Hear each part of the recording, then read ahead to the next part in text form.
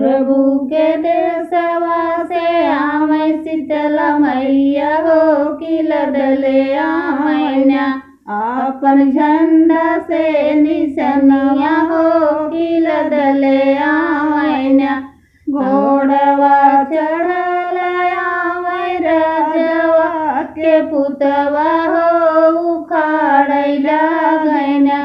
उनकर झंडा से निशनवा हो उखाड़ैला गैना तोह का तमर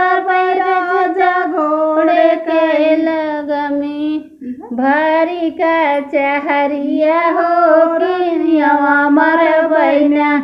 ऊही सोने के महलिया हो किनियावा मर बैना पुतवा तमर राजा घोड़े के लगमिया हो पतोहिया मारबना ऊही फूले के से जरिया हो पतोहिया मारबना ऊही फूले के से जरिया हो पतोहिया मारबना एतनी बचन जब सुने राजा हो कि गाड़ैला गैना